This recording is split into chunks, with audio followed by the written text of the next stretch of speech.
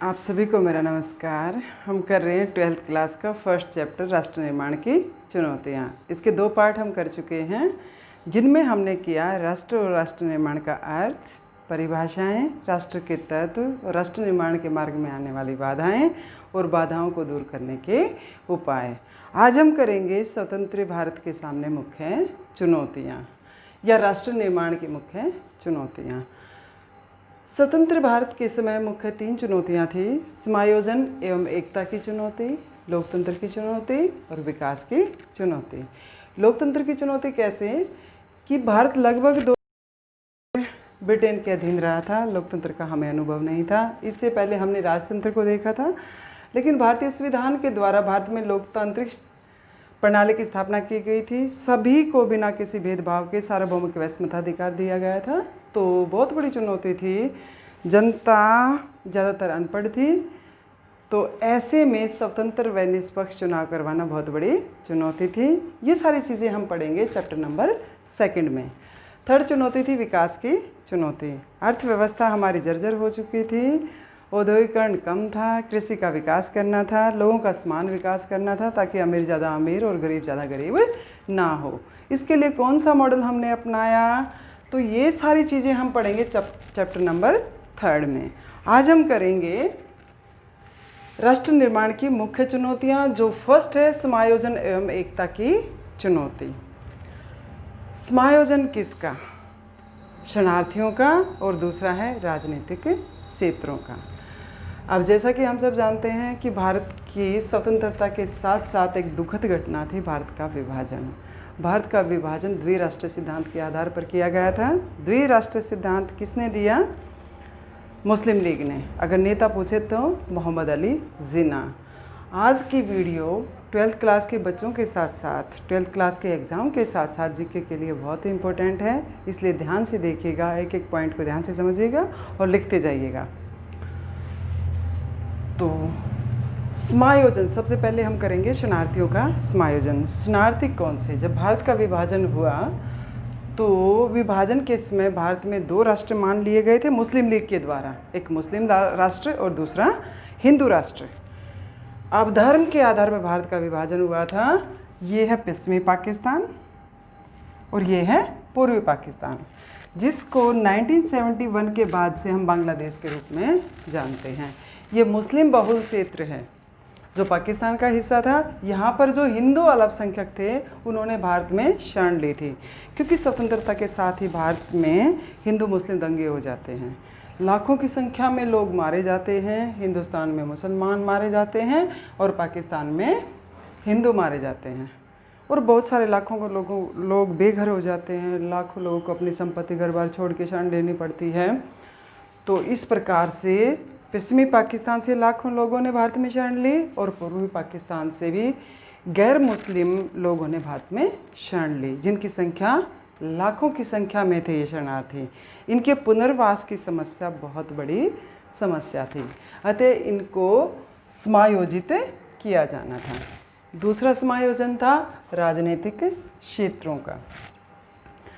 भारत 15 अगस्त 1947 को स्वतंत्र होता है, लेकिन कौन सा हिस्सा? सिर्फ ये भारतीय राज्य क्षेत्र जो सीधे ब्रिटिश सरकार के अंतर्गत थे, ब्रिटिश साम्राज्य का हिस्सा थे।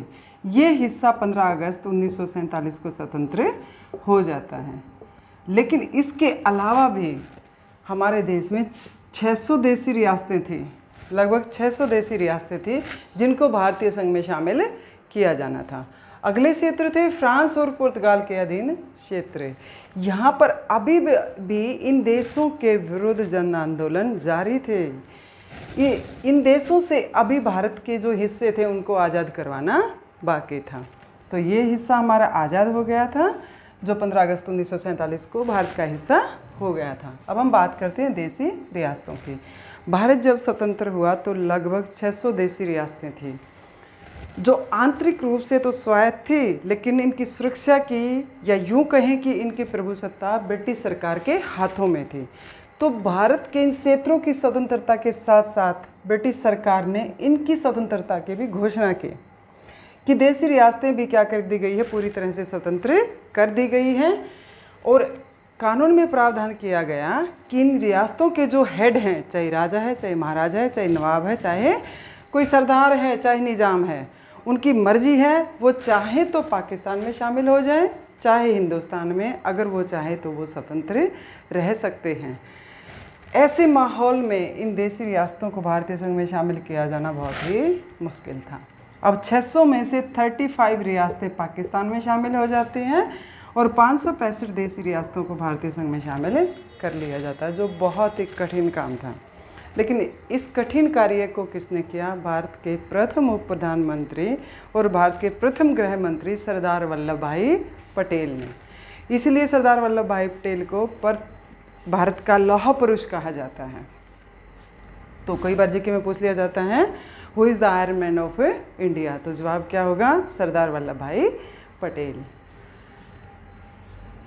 तो 565 देसी रियासतों को मोस्टली को, अधिकतर को इजीली सरदार जी के प्रयास से भारतीय संघ में शामिल हो गया। लेकिन 4 रियासतें ऐसी थी जिनको भारतीय संघ में शामिल करने में बहुत ही दिक्कत आई।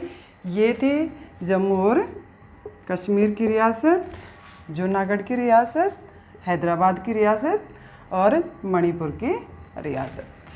यहाँ पर जीके के कई सवाल बनते हैं, कई सारे सवाल निकलते हैं, तो साथ साथ नोट करते जाएंगे। सबसे पहले हम बात करेंगे जम्मू और कश्मीर की।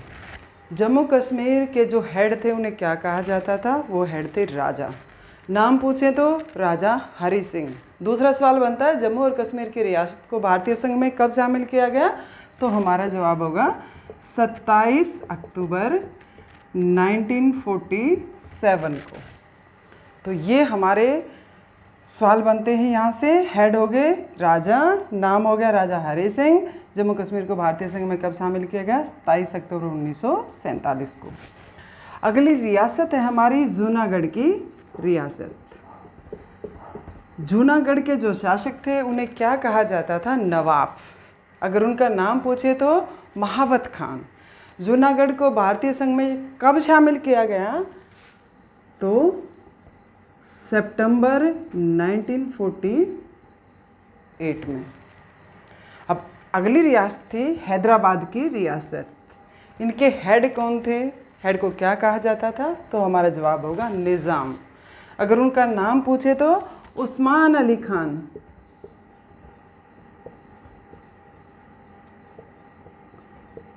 उस्मान अली खान। अब हैदराबाद को भारतीय संघ में कब शामिल किया गया?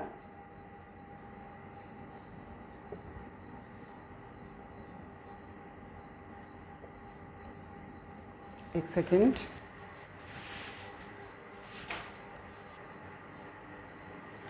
अगली विरासत है मणिपुर की विरासत। मणिपुर के हेड को महाराजा कहा जाता था। उनका नाम पूछे तो बोधचंद्र सिंह। और मणिपुर का आंशिक विलय कर दिया गया था स्वतंत्रता के दौरान ही, लेकिन इसका पूर्ण विलय भारतीय संघ में होता है सितंबर 1949 को। मणिपुर का पूर्ण विलय होता है सितंबर 1949 को। जम्मू कश्मीर रियासत को 27 अक्टूबर 1947 को भारतीय संघ में शामिल कर लिया जाता है। जूनागढ़ को 20 फरवरी 1948 को, 20 फरवरी 1948 को जम्मू कश्मीर को अधिग्रहण पत्र के द्वारा शामिल किया जाता है। जूनागढ़ को जनमत संग्रह के द्वारा भारतीय संघ में शामिल किया जाता है और हैदराबाद को सैनिक कार्रवाई के द्वारा सितंबर 1948 में। मणिपुर को भी विलय पत्र के द्वारा सितंबर 1949 में भारतीय संघ में शामिल कर लिया जाता है। इस प्रकार इन रियासतों को भारतीय संघ में शामिल करने में थोड़ी सी दिक्कत आई, वो लाइटली हम करते हैं। जम्मू कश्मीर के हेड थे राजा हरि सिंह, जो हिंदू थे और यहाँ की अधिकतर जनता थी मुस्लिम। और यहाँ पर कश्मीर घाटी में जो कश्मीरी पंडित थे उनको निकाल दिया जाता है यहाँ से। किसके द्वारा? मुसलमानों के द्वारा। भारत में स्वतंत्रता के दौरान जो हिंदू मुस्लिम दंगे हो रहे थे वो जम्मू कश्मीर में स्टार्ट होते हैं सितंबर 1947 में। अब राजा विरासत जम्मू कश्मीर की विरासत को भारतीय संघ में शामिल करना चाहता था, लेकिन अधिकतर जो मुस्लिम नेता थे और मुस्लिम जनता थी वो पाकिस्तान में जम्मू कश्मीर को शामिल करना चाहती थी। इसी टेंशन को लेकर, इसी कंट्रोवर्सी को लेकर यहाँ पर दंगे होते सितंबर 1947 में। अब 22 सितंबर को पाकिस्तान के समर्थन से जो यहाँ पर कश्मीरी मुसलमान थे, सेना की सहायता से वो भारत पर हमला कर देते हैं। राजा के विरुद्ध यहाँ पर सैनिक हमला हो जाता है। कब? 22 अक्टूबर को। अब राजा हरि सिंह ने भारत से सहायता मांगी, किसके अगेंस्ट? पाकिस्तान और घुसपैठियों के अगेंस्ट।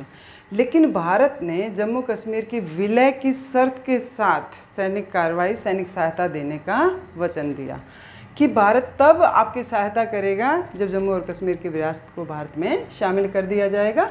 हमला होता है 22 अक्टूबर को और 27 अक्टूबर को महाराजा के द्वारा जम्मू और कश्मीर को अधिग्रहण पत्र पर सिग्नेचर करके भारतीय संघ में विलय कर दिया जाता है और इसी के आधार पर जम्मू और कश्मीर की रियासत को भारत का अभिन्न अंग मान लिया जाता है।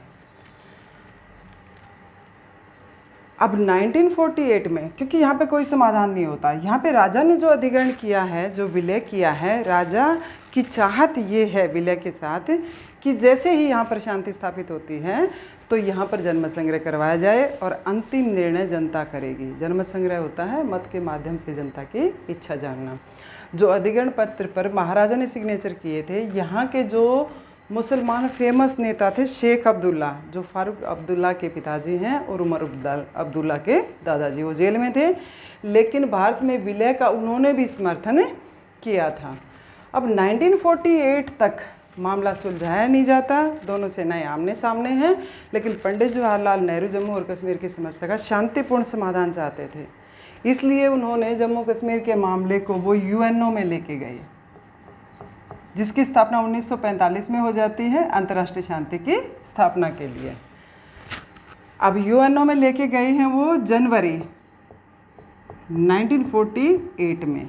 यूएनओ में प्रस्ताव पास होता है कि जम्मू कश्मीर की समस्या का शांतिपूर्ण समाधान किया जाए और यूएनओ के द्वारा एक कमीशन यहाँ पर भेजा जाता है जम्मू और कश्मीर में। कमीशन जब आता है तो जहाँ पर दोनों सेनाएं थी, दोनों सेनाओं को वहाँ पर रोक दिया जाता है, जिसको हम एलओसी के नाम से जानते हैं। ये है LOC, line of control, line of control. ये अंतर्राष्ट्रीय सीमा रेखा है। यहाँ पर भी हमारे जीके का सवाल बनता है, भारत और पाकिस्तान के बीच जो अंतर्राष्ट्रीय सीमा रेखा है उसका नाम क्या है? वो है रेड क्लिफ। रेड क्लिफ ये निर्धारित होती है 1947 में। ये जो युद्ध विराम रेखा है ये है LOC, लाइन ऑफ कंट्रोल। युद्ध विराम रेखा है, ये अंतर्राष्ट्रीय सीमा रेखा नहीं है, जो निर्धारित होती है 1948 में। नोट इट, LOC निर्धारित होती है 1948 में। क्लियर हो गया? अब यहाँ पर दोनों आर्मी रुक जाती हैं और यूएनओ के प्रस्ताव में भी ये प्रावधान है कि जनमत संग्रह के द्वारा इस मामले को सुलझा लिया जाए। अभी भी यहाँ पर पाकिस्तान की सेना है, यहाँ पर हिंदुस्तान की सेना है। थोड़ा और समझ लेते हैं। पाकिस्तान की अंतर्राष्ट्रीय सीमा रेखा ये है LAC, ये भी कई बार पूछ लिया जाता है LAC। LOC और LAC में डिफरेंस है। LOC है भारत और पाकिस्तान के बीच युद्ध विराम सीमा रेखा और LAC है भारत और चीन के बीच में युद्ध विराम सीमा रेखा, लाइन ऑफ एक्चुअल कंट्रोल, जो आजकल विवाद का कारण है। यहाँ पर गलवान घाटी को लेकर दोनों देशों में विवाद बना हुआ है और दोनों देशों के बीच में, भारत और चीन के बीच में अंतर्राष्ट्रीय सीमा रेखा पूछे तो वो है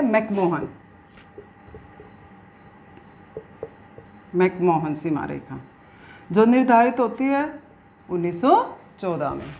लेकिन जैसे ही भारत स्वतंत्र होता है तो चाइना इसको वास्तविक सीमा रेखा मानने से इनकार कर देता है और 1962 में 1962 में भारत पर हमला कर देते हैं और जहां पर युद्ध विराम रेखा खींची गई है ये है LAC। LAC निर्धारित होती है 1962 में। अंतर्राष्ट्रीय दोनों देशों के बीच में, चीन और भारत के बीच में जो अंतर्राष्ट्रीय सीमा रेखा है वो निर्धारित होती है 1914 में और जिसका नाम है मैकमोहन सीमा रेखा।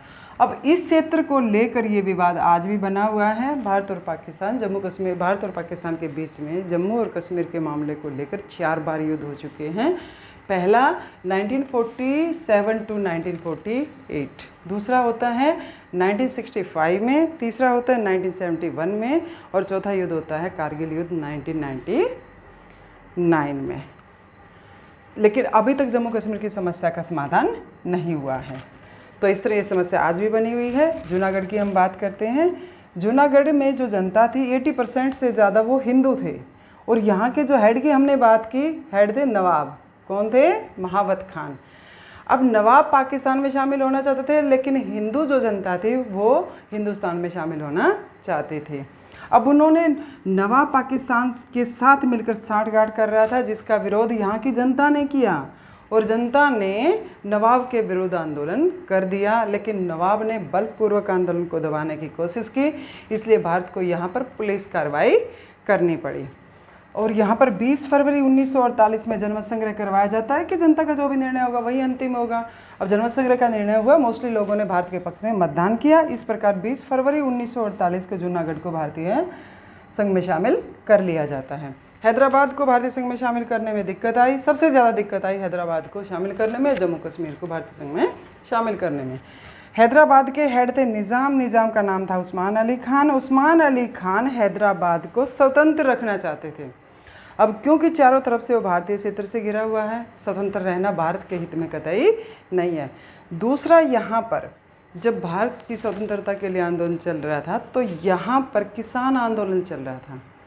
1946 से 1947 में हम पढ़ते हैं कि किसान आंदोलन थे, तिभागा आंदोलन और तेलंगाना आंदोलन, और यहाँ पर भी किसान आंदोलन कर रहे थे। किसके विरुद्ध? निज़ाम के विरुद्ध।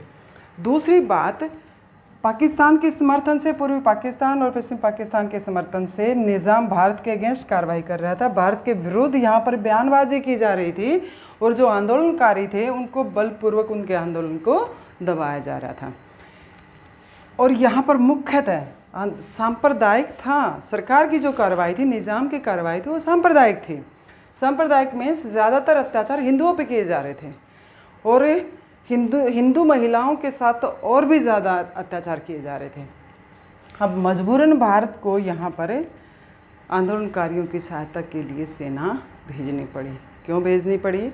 क्योंकि जो निज़ाम थे उन्होंने आंदोलन को बलपूर्वक दबाने के लिए अर्धसैनिक बल भेजे, जिन्हें रजाकार कहा जाता है।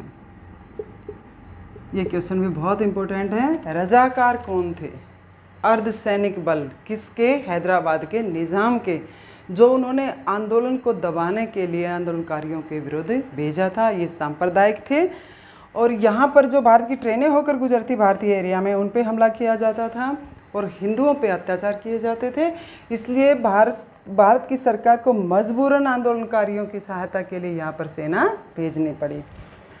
तो सैनिक कार्रवाई के द्वारा इस प्रकार भारत ने सेना भेजी 13 सितंबर को, और 17 सितंबर को निज़ाम की सेना ने आत्मसमर्पण कर दिया और इस तरह हैदराबाद को भारतीय संघ में शामिल कर लिया गया। अंतिम रियासत थी हमारी मणिपुर की रियासत। मणिपुर की रियासत को आंशिक रूप से स्वतंत्रता के दौरान ही भारत में विलय कर दिया जाता है, इस शर्त के साथ कि मणिपुर भारत का हिस्सा है लेकिन आंतरिक स्वायत्तता उसकी बनी रहेगी। तो भारत ने इसका वायदा किया कि आंतरिक स्वायत्तता मणिपुर की बनी रहेगी। अब मणिपुर की जनता ने राजा पे दबाव डाला कि यहाँ पर चुनाव करवा जाए। जनता के दबाव में राजा ने 1948 में मणिपुर में इलेक्शन करवाए और वहाँ पर निर्वाचित विधानसभा का गठन किया गया। अब जो विधानसभा लोगों के द्वारा यहाँ पर चुनी गई, इससे कंसर्न भी एक बहुत ही इम्पोर्टेंट सवाल है। कई बार पूछा जाता है कि भारत के किस राज्य में सर्वप्रथम सार्वभौमिक वैश्य मताधिकार के आधार पर मतदान हुआ, तो जवाब हमारा होगा मणिपुर में, क्योंकि भारत में प्रथम आम चुनाव होते हैं 1951 और 1952 में। इससे पहले 1948 में, जून 1948 में मणिपुर में चुनाव हो जाते हैं। किसके आधार पर? वैश्य मताधिकार के आधार पर। और यहाँ पर निर्वाचित सरकार का गठन होता है और संवैधानिक राजतंत्र की स्थापना होती है। ये जो विधानसभा 1948 में गठित हुई, यहाँ पर कई पॉलिटिकल पार्टियाँ थी। तो मणिपुर की जो कांग्रेस पार्टी थी विधानसभा में, वो दबाव डाल रही थी महाराजा पर भी और यहाँ पर भी कि मणिपुर को पूरी तरह से भारतीय संघ में शामिल कर दिया जाए। अब यहाँ पर पॉलिटिकल पार्टियों में कंट्रोवर्सी थी, उनके अंदर तनाव था। इसी दौरान भारत ने राजा बोधचंद्र से पूर्ण विलय पत्र पर हस्ताक्षर करवा लिए, जिसका बहुत बड़ी मात्रा में मणिपुर में विरोध हुआ, जिसके थोड़े बहुत अंश में आज भी दिखाई देते हैं। इस प्रकार से चारों देशी रियासतों को भारतीय संघ में शामिल कर लिया गया। अब अगले क्षेत्र बचे हमारे फ्रांस, जो क्षेत्र फ्रांस और पुर्तगाल के अधीन थे। ये कौन कौन से थे?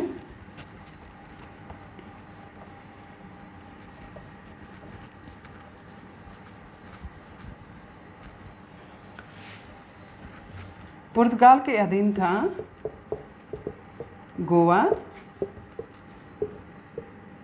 दमन एवं दीव, दादरा और नगर हवेली।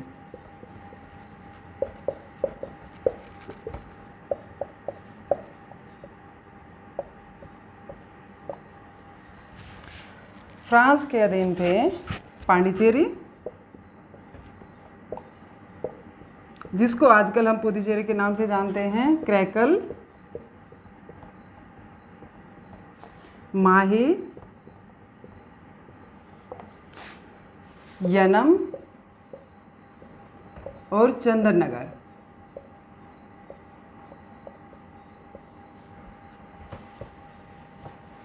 यहाँ पर अभी भी फ्रांसीसी सरकार के अगेंस्ट क्या हो रहा है? लोग संघर्ष कर रहे हैं और धीरे धीरे करके यहाँ पर 1954 तक ये क्षेत्र भी भारतीय संघ में शामिल कर लिए जाते हैं। लास्ट में शामिल होता है पांडिचेरी, जिसको आजकल हम पुदुचेरी के नाम से जानते हैं, और पांडिचेरी को भारतीय संघ में, ये सारे क्षेत्रों को भारतीय संघ में शामिल कर लिया जाता है और पांडिचेरी को यूटी बना दिया जाता है, सेंट्रल स्टेट बना दिया जाता है। आज भी पुदुचेरी एक यूटी है, एक केंद्र शासित प्रदेश है। अब हम बात करते हैं गोवा, दमन, दीव, दादरा और नगर हवेली के। दादरा और नगर हवेली 1954 में पुर्तगाल से स्वतंत्र हो जाते हैं, लेकिन गोवा, दमन और दीव अभी भी पुर्तगाली सरकार के अधीन हैं। भारत के प्रधानमंत्री ने कई बार यूएनओ में पुर्तगाल की सरकार के विरुद्ध कंप्लेंट की, आवाज़ उठाई कि इन क्षेत्रों को भी भारतीय संघ में शामिल कर दिया जाए, ये भारत के क्षेत्र हैं, इन्हें स्वतंत्र कर दिया जाए। लेकिन पुर्तगाली सरकार ने इनको स्वतंत्र नहीं किया। यहाँ पर जनता अभी भी पुर्तगाली सरकार के विरुद्ध आंदोलन कर रही है। पुर्तगाली सरकार आंदोलन को बलपूर्वक दबा रही है। अंततः भारत सरकार को यहाँ पर आंदोलनकारियों की मदद के लिए सेना भेजनी पड़ी, जो कब भेजी? 1961 में 18 दिसंबर। 36 घंटे के अंदर ही भारतीय सेना ने इन क्षेत्रों को पुर्तगाली सेना से स्वतंत्र करवा लिया। इस प्रकार से 19 दिसंबर 1961 को गोवा, दमन और द्वीप भी भारतीय संघ में शामिल कर लिए जाते हैं। अब गोवा, दमन और द्वीप को भी सेंट्रल स्टेट बनाया जाता है, केंद्र शासित प्रदेश बनाया जाता है। कई बार यहाँ पर भी सवाल पूछा जाता है कि गोवा को सेंट्रल स्टेट कब बनाया गया? 1961 में। और पूर्ण राज्य का दर्जा गोवा को कब दिया गया? 1987 में। क्लियर? तो इस प्रकार से विभिन्न देशी रियासतों को भारतीय संघ में शामिल कर लिया गया, जो फ्रांस और पुर्तगाल के क्षेत्र थे। 1961 तक पूर्ण रूप से भारतीय संघ का हिस्सा बन जाते हैं। अब इससे आगे थोड़ा सा और रह गया है कि किस प्रकार राज्यों का पुनर्गठन किया गया, क्योंकि सारे क्षेत्र भारतीय संघ में शामिल कर लिए जाते हैं। अब ज़रूरत थी इकाइयों के गठन की। अब इकाइयों का गठन किस प्रकार से किया जाए? 26 जनवरी 1950 को भारत का संविधान लागू हो गया था और राज्यों के लिए प्रावधान किया गया था। संविधान के भाग 7 में राज्यों को दर्जा दिया गया था A, B, C और D। लेकिन इस व्यवस्था से मोस्टली पॉलिटिकल पार्टी संतुष्ट नहीं थी और राज्यों के पुनर्गठन की मांग कर रही थी। अब इन इकाइयों का गठन किस प्रकार से किया गया, इस व्यवस्था को ख़त्म करके किस प्रकार राज्यों का पुनर्गठन किया गया, ये हम करेंगे नेक्स्ट वीडियो में। आज के वीडियो में इतना ही। Thank you.